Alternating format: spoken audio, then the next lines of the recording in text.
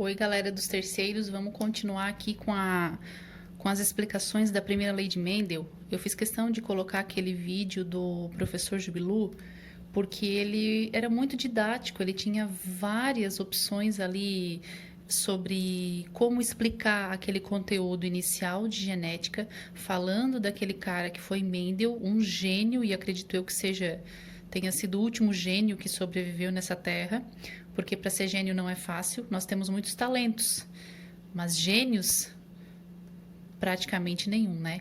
Ele simplesmente fundou uma nova ciência, que é a genética, e sem ter aqueles conhecimentos todos que nós temos hoje, de uma célula com as suas organelas, de um núcleo contendo um material genético que hoje nós conhecemos como sendo DNA, as bases nitrogenadas, que são elas as diferenças entre as suas colocações, entre as suas interações, é o que faz com que cada ser seja diferente um do outro. Enfim, meiose, crossing over, não se conhecia. Gene, chegamos ao entendimento do que é gene, ou pelo menos a ciência está tentando entender o que de fato é um gene. Temos várias definições aí. E tudo isso naquela época, na época de Mendel, 1800 e bolinha, não se conhecia. Então imaginem vocês descobrir essas coisas todas maravilhosas que hoje compõem a genética moderna, sem ter o conhecimento do mínimo, né, que deveria se conhecer, que seria núcleo celular, que seria meiose, principalmente, já que a base citológica da genética é a meiose, e está na meiose, está na anáfase da meiose. Então, Mendel não conhecia nada disso, por isso ele foi um gênio. Ele conseguiu ver e acertar no que ninguém via e no que ninguém acertava. E então, a gente tem que dar todos os méritos a ele. E aí, voltando, eu quis realmente passar através daquele vídeo, porque de fato o Jubilu se superou, ele está cada vez melhor, né? Tanto nos artefatos tecnológicos que ele anda se disponibilizando. Então, foi uma aula maravilhosa, uma aula puxada de 1 hora. Para quem assistiu, eu acho que conseguiu entender o recado inicial sobre genética. Bom, o que é então que Mendel quis com todos aqueles experimentos, aqueles anos todos que ele despendeu de sua vida, mostrar para a humanidade, né? Como que as características são herdadas dos pais? Por que é que eu sou igual ao meu pai e não sou igual à minha mãe, já que eu sei que eu vim dela? Então isso aí tudo ficava incomodando Mendel, e ele gostaria muito de saber, né? Por isso ele estudou, ele praticamente se colocou à disposição dessas descobertas todas a vida toda. Então o cara merece mesmo, né? Bom, o que é que ele quis dizer com os achados todos dele, com os resultados dele, né? Ele lançou algumas hipóteses. E as principais hipóteses chegaram nesse conhecimento que nós temos hoje, que é sobre a primeira lei de Mendel, o que fala a primeira lei de Mendel. Então, o que eu tenho aqui como sendo uma lei, ou seja, de fato ela ocorre, é advinda das suas hipóteses. Primeiro, uma hipótese importantíssima que ele conseguiu chegar é que há um par de fatores que determinam as características, que é aquele sentido lá do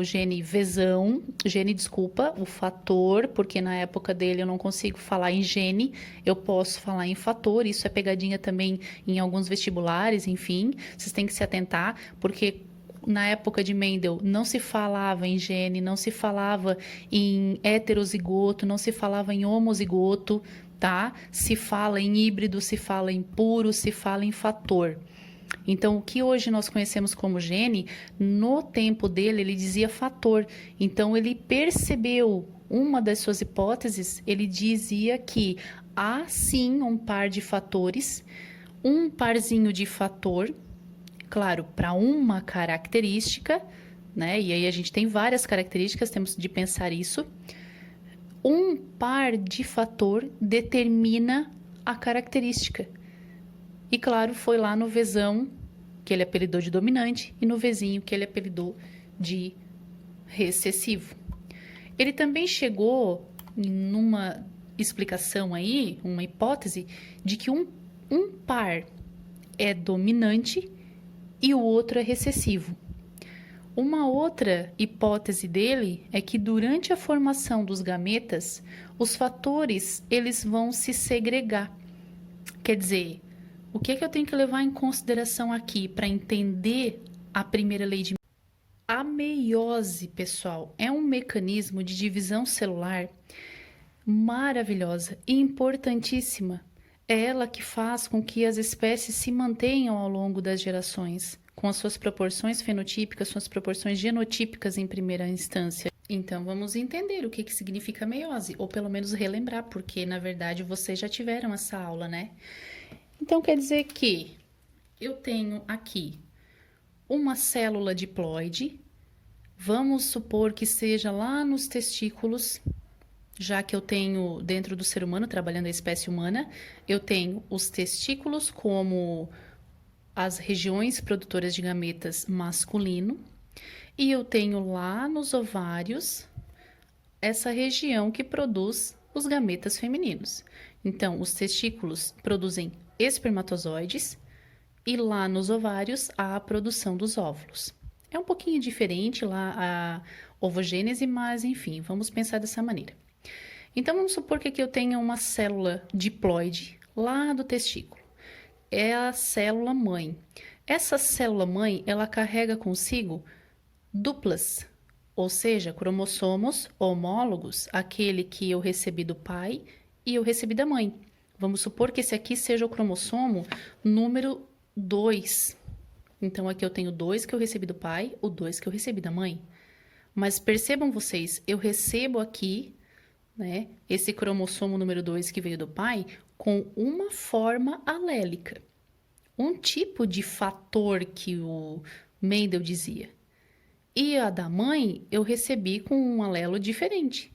Não é o azão, é o azinho.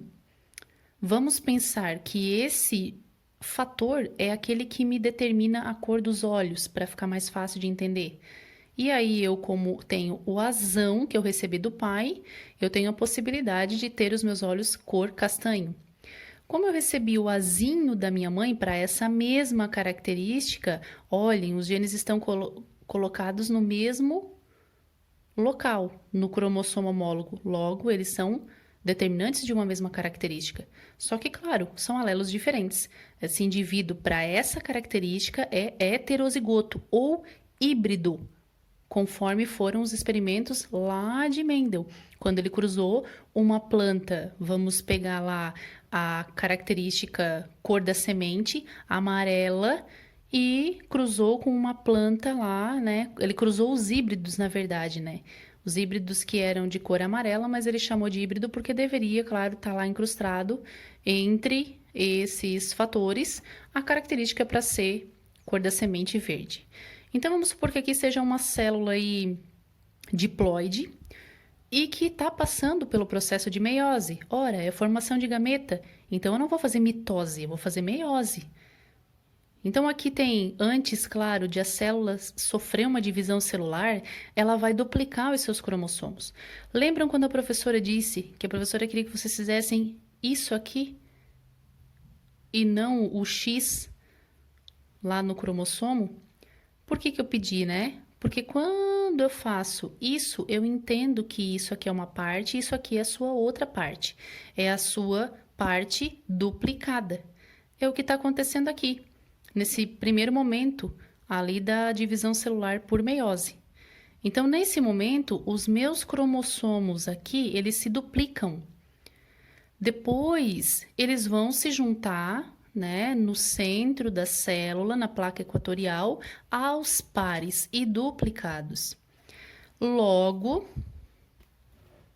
eles vão na anáfase, que é esse outro momento, essa outra fase da minha meiose, eles vão se separar. Então, há a separação dos cromossomos homólogos e duplicados, onde cada um vai para uma célula. Aí sim, vem a meiose 2. Aqui, gente, é a meiose 2. Existem 2 tipos, né? Que, na verdade, vai ser igualzinho à mitose. O que difere meiose e mitose é esse início ali. Então, aqui, depois de passado aquele processo inicial da meiose 1, vem para a meiose 2. Aqui eu vou ter os cromossomos que eram duplicados se separando, indo cada um para uma célula. Essas células aqui são os espermatozoides. Sempre a partir da meiose geram-se 4 células haploides. Por que haploide? Porque aqui é uma diploide. Eu estou carregando os 2 cromossomos. E aqui não. Depois desse processo de divisão, é claro que eles estão se separando, essa célula vai virar 2. A mesma coisa com essa. Carregando, então, as células gaméticas, um só lote cromossômico, um só cromossomo e não mais os 2. Por isso que a meiose é esse processo, né? Sofre esse mecanismo todo, esse processo todo, e que é muito importante que se aconteça para que, ao seu final, resolva-se a situação de ter uma célula diploide para uma célula haploide, carregando um joguinho cromossômico só. Isso aqui vai garantir que quando na fecundação, essa se juntar com essa, vamos supor que aqui é o espermatozoide, aqui é o óvulo, restitui-se o número normal da espécie, né? Porque aqui carrega um lote cromossômico, aqui mais outro. Mas, quando for formar o zigoto, é claro que esse zigoto vai ser 2N de novo. Não vai ser mais N, igual está sendo aqui, carregando um joguinho cromossômico só. Vai acabar carregando 2, tá? Então, esse organismo volta a ser diploide, que passa de novo por todo aquele processo, formando células gaméticas haploides. Então, o que a gente tira de proveito nessa situação e que linkagem eu faço lá com a genética? O que meiose tem a ver com genética? Tudo. Olhem para esses cromossomos. O que Mendel falava na sua primeira lei? O que ele fala ali na primeira lei, né? Vamos pegar ali a primeira lei de Mendel. Os fatores, claro, fator, hoje eu sei, eu conheço como sendo gene. Os fatores que ele falava são, na verdade, os genes que eu conheço hoje. Os fatores que condicionam uma característica segregam-se na formação dos gametas. É o que ocorreu aqui. Eles estão segregando na formação dos gametas. Estes, portanto, são puros com relação a cada fator. Então, quer dizer, mais uma aqui, ó, puros. Hoje não se fala mais em puro. Na época de Mendel se falava puro. Hoje eu digo homozigoto, quando carrega uma única possibilidade. Isso é pureza, tá? Então, os fatores que condicionam uma característica segregam-se na formação dos gametas. Eu até fiz um desenho aqui de um coelhinho, que, claro, ele é um ser diploide, mas internamente ele tem aí a sua região produtora de gametas, que, lógico, vai dar a possibilidade de ele formar gametas carregando esse tipo, né, esse genótipo, ou então ele carrega aquele, uma vez que ele é híbrido, ele não é puro, na verdade, aqui, né? No meu exemplo, eu coloquei como sendo híbrido. Ele tem 2 possibilidades diferentes para uma mesma característica. Ou ele pode desenvolver, criar, né, produzir espermatozoides carregando essa informação, asão, e o meu filho ser de cor de olho castanho, ou ele também ele pode formar espermatozoides carregando essa informação, que diz, né, que vai atestar aí que o seu filho vai ter a possibilidade de ter os olhos azuis, tá? Já que carrega o azinho, o famoso azinho. Então, pessoal, essa lei, a primeira lei de Mendel, também ficou conhecida como lei da segregação dos fatores. Segregação é separação. Os fatores, os genes que nós conhecemos hoje por esse nome, se separam quando? Na formação dos gametas, indo cada um para um gameta, que é puro, ou seja, recebe uma informação só daquela determinada característica. Nunca, quer dizer, nunca é muito forte, né? Mas dentro das condições normais, um indivíduo, ele não carregará isso aqui dentro de um espermatozoide ou dentro de um óvulo. Nunca carregará isso aqui. Ele nunca vai ser um gameta diploide, não existe. Existe só se ocorrer o quê? Mutação. Se ocorrer alguma mutação lá no processo de meiose, né? Aí sim, há essa possibilidade e aí aparecem as síndromes, as anomalias, que nós vamos estudar mais para frente. Mas dentro das condições normais, não. Eles são puros, certo? Homozigotos, que é o que a gente conhece hoje. Também essa primeira lei ficou conhecida como Lei da Pureza dos Gametas, o que eu comentei antes. Mas, hoje em dia, tem um outro nomezinho que nós conhecemos como monohibridismo. Por que monohibridismo, né? Porque Mendel analisava uma característica por vez. Ele não trabalhou as duas características, por exemplo, cor e forma da semente juntas. Não, ele ficou anos trabalhando, vendo as descendências e estudando somente a característica cor das sementes. Depois ele resolveu trabalhar a característica forma das sementes, se era rugosa, se era lisa. Depois ele resolveu analisar a disposição das flores do Pisum sativum, da ervilha. Né? Se era disposta lá embaixo, mais para cima, como é que era. Então, ele analisou aquelas 7 características que ele analisou uma por vez. Né? Isso eu acho que foi seu maior mérito. Foi essa paciência que ele teve em estar registrando tudo o que acontecia, mas sempre olhando para uma única característica, nunca trabalhando duas ao mesmo tempo. Por isso, monohibridismo. Por isso que nos exercícios de primeira lei, eu saco na hora quando é exercício de primeira lei. Por quê? Porque ele vai estar me dizendo no enunciado sobre uma característica somente. Ele não vai estar questionando no exercício de genética, quando é de segunda lei, quando é de primeira lei, qual a probabilidade de o filho nascer menina e ter olhos azuis? Isso não é primeira lei, ele está analisando duas características. Possibilidade de ser menino ou menina e possibilidade da cor dos olhos. São duas características ao mesmo tempo, então não é monohibridismo, seria um dihibridismo. E aí a segunda lei a gente não viu ainda. Então, monohibridismo eu trabalho uma característica por vez.